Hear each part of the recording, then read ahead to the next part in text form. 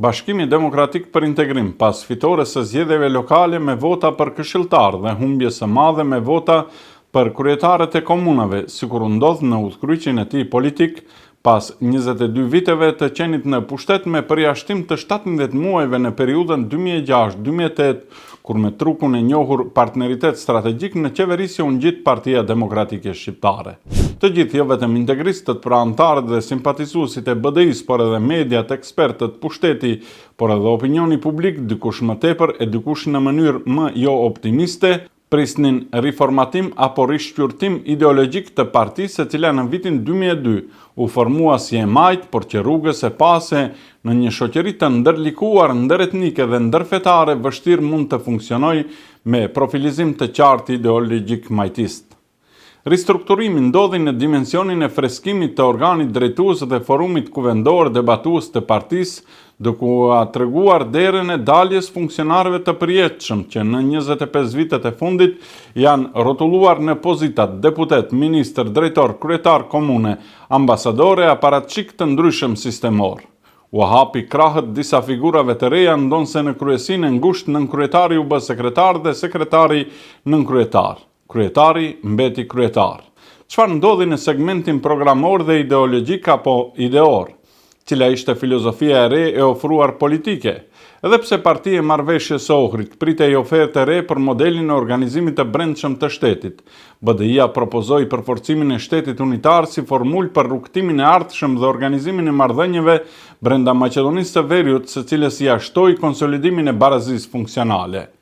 Një rezolut tjetër ishte ajo e quajtur marrëveshja kombëtare për përparim dhe zhvillimin e qëndrueshëm të vendit, që në fakt është manifest ndëretnik, por që BDI-ja e quan kombëtare, ndoshta si pararoje pranimit diskursiv të identitetit të ri shtetëror Maqedonas Verior, i barazvlerësuar me emërtimin kombëtar përkatësisht nacional.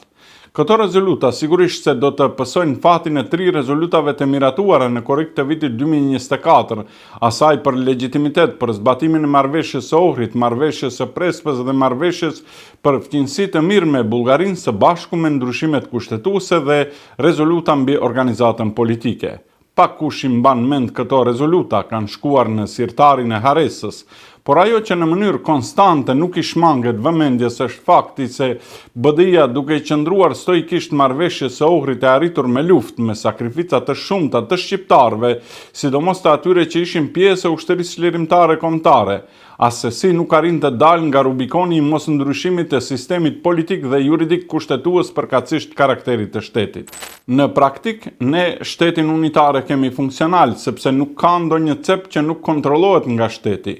Nuk ka territore të lira në vendin tonë, por në diskursin publik dhe politik, unitarizmi apo uniteti shtetëror, siç e quan BDI-ja, interpretohet dhe trajtohet si mosndryshim kufish përkatësisht ruajtje e tërësisë apo integritetit territorial të vendit, që në vitin 2001 qëndronte si shpata e Damokleut mbi Maqedoninë e Veriut.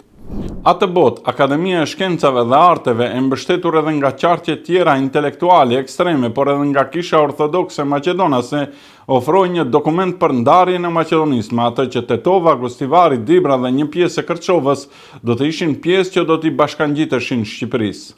Projekt që zoti Ahmeti e ka hedhur kategorikisht poshtë dhe ka bërë mirë, sepse ku ngele Shkupi, Kumanova, Struga e shumë troje shqiptare. Do të mbetet në mbamendjen politike deklarata e famshme e liderit të ISHQK-s, më vonë BDI-s, Ali Ahmeti, se atdheu im është Maqedonia. Fakti që Maqedonia e Veriut gjatë luftës nuk e ka ndryshuar karakterin e saj unitar atëherë kur UÇK-ja mund të depërtonte në Shkup, qoftë nga Saraj ose Hraçina, apo sidomos në negociatat për marrëveshjen e Ohrit, flet se kjo ide në fund të vitit 2025 bëhet për marketing të patargetuar politik elektoral. Tu flasësh shqiptarëve për unitarizëm nuk prodhon efekt elektoral. Tu flasësh maqedonasve për unitarizëm nuk çon pesh, shkakton përforcim të indiferencës ndaj projektimit shqiptar mbi shtetin, aq më shumë që një pjesë e madhe e tyre nuk besojnë në sinqeritetin e retorikës përbashkuese. Maqedonia e Veriut natyrshëm është unitariste në kuptimin gjeografik dhe demografik, sepse rajonet në vend janë territore të përziera dhe jo kompakte etnike, për dallim nga Zvicra me model kantonal ose Belgjika dhe Bosnia e Hercegovina me model federativ. Në realitetin diskursiv politik Maqedonas dhe në sfondin e saj institucionalist, sintagma shtet unitar e protejuar nga presidenti I parë I vendit Kiro Gligorov dhe lideri social-demokrat, ish kryeministri dhe presidenti Branko Crvenkovski, perceptohet si shtet Maqedonas në kuptimin etnik të fjalës, që I bie përvetësimi shtetit, I institucioneve, I bartësve të funksioneve më të rëndësishme publike në institucione, por edhe I burimeve financiare dhe natyrore. Pushtetndarje në stilin e shatit që tërheq buxhetin vetëm ka vetja.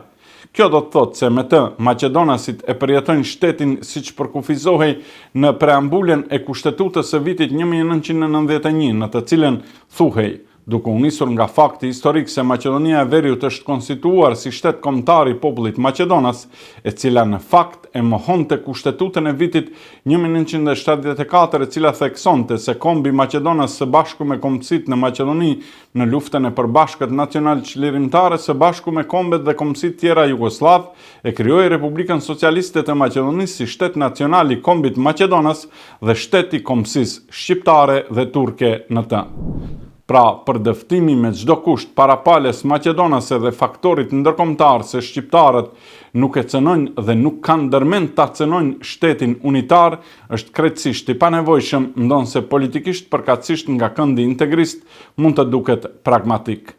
Shto këtu edhe faktin që shqiptarët që nga vitet 90 në mënyrë serioze nuk kanë pasur artikulim politik pa ekuivoke që është diskontinuitet apo jo ekuivalent me shtetëndërtimin unitarist.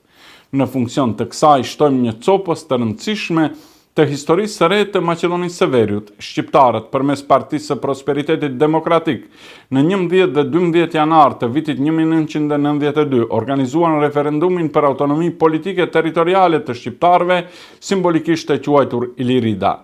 Por kjo ide që nënkupton vetë vendosje të brendshme, as që kishte mbështetje programore nga dy partitë atëhershme, Prosperiteti dhe Partia Demokratike Popullore. Pas këtij referendumi, I cili shkaktoi ndërhyrjen e forcave policore maqedonase në vendbanimet shqiptare për ndërprerjen e tij, u shpall Republika e Iliridës në Strug më 6 prill të vitit 1992 para një turme prej 2500 vetëve, ish lideri I PPD-s Nevzat Halili shpalli Iliridën. Më pas, në qarshin e vjetër të Shkupit të busti Skënderbeut, Ilirida u rishpall edhe në vitin 2014 për ironi të keqe, me daulle dhe surle të cilat si në dasmat e vaktit, dariteshin me para 1000 denarshe. Tragjikomike, sa ta lypësh.